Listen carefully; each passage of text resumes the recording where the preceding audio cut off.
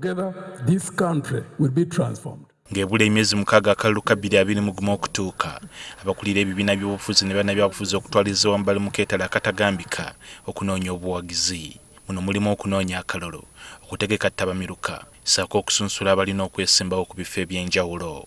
Kati Maj Gen Mugisha Muntu, omu ku batandisi b'ekibiina ki ANT, era agenda okukwatira ekibiina kino bendera, agamba beetegefu okubeera mu nsiike. Waliwo abalowooza nti ettutumu liva waggulu, ffe tulowooza nti liva wansi, era kye tutadde kwessira, era n'okuwangula okwata entebe eya waggulu, ettutumu liva wansi. Mu mboozi ey'akafubo naffe, Muntu agamba nti okusala eddiiro okuliwo mu bibiina by'obufuzi kabonero akalaga okuvuganya mu by'obufuzi okweyongedde okuggyako abo abakikozesa okusiiga abalala enziro.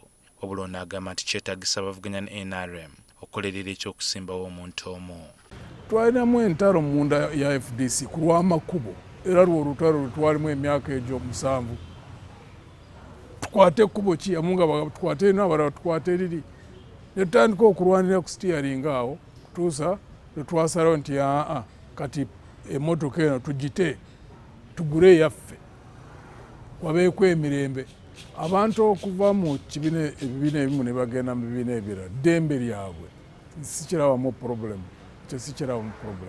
Singa eggwanga lyaffe erina politics omuyonjo tekyandibadde na problem ate yonna. Ekibiina kino ekya ANT kyabadde kirina okubeera n'ettabamiruka waakyo olwaleero, kyokka ne bakusazaamu nga bagamba tebaafuna kuddibwamu okuva eri akakiiko k'ebyokulonda wadde nga babawandiikira enfunda eziwera. Muntu agamba akakiiko k'ebyokulonda tekasaana kukozesa kirwadde ki COVID-19 okulemesa ebibiina okutuukiriza obuvunaanyizibwa bwabyo.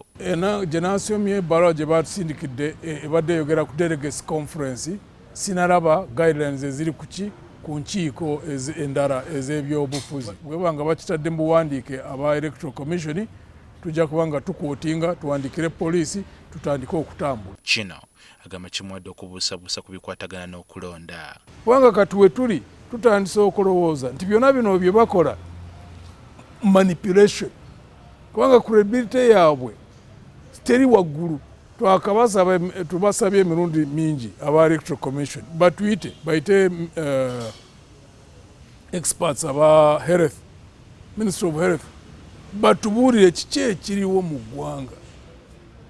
Tulaba lwalizi mu Kampala buli lunaku tukyogere zimanye emirundi emmeka mu kikubo. Tumubuuzizza oba famire ekkiriziganya naye okwetaba mu by'obufuzi n'atubulira nga bwaliwo okwetemamu mu nsonga eno.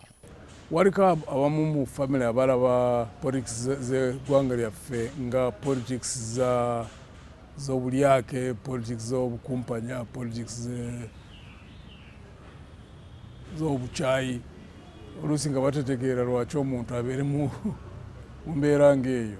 Kati bamanyi nti waliko abantu abateekwa okwewaayo ate okubikyusa eggwanga ne libeera we tulyagala okuba.